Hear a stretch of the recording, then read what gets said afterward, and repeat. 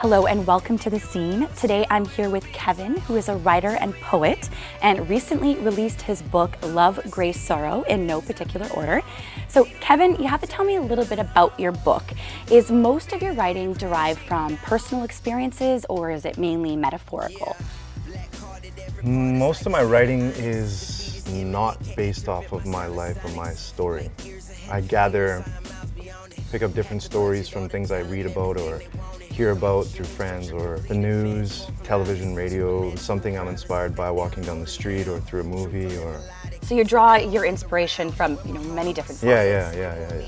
Okay, so have you had any formal writing training in the past, or is this, a continuous process you're always working on, you're always trying to get better, you're always trying to find, new techniques, or how does that work? I haven't had any formal writing. Training, it's just a natural gift. Yeah. I've always liked to tell stories. Even in jokes, I tell longer jokes or emphasize on things or, tell stories. I like telling stories.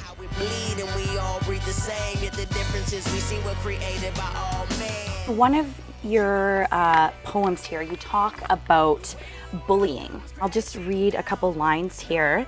I have tried to tell the teacher, but she tells me to make some friends. I have but only one inside myself.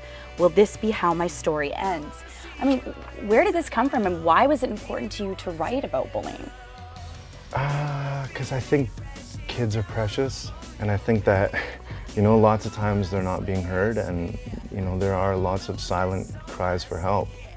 And it was kind of just me being an adult and having the ability or the capability or the intention or the drive to give people voices.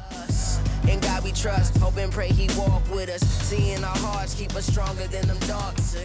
Some of your writing seems to reflect death or be about death. For example, in your poem, The Voices of War, you write, "Peace it shall be for the living ones left, peace in the valleys and peace on the peaks.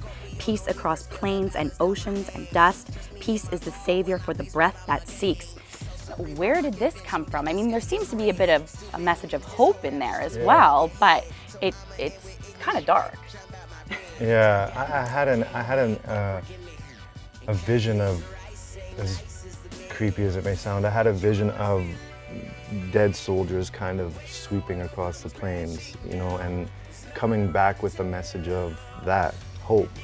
And as far as death goes, or darkness, that's more of your interpretation to the poem, right? But my intention behind writing is always life.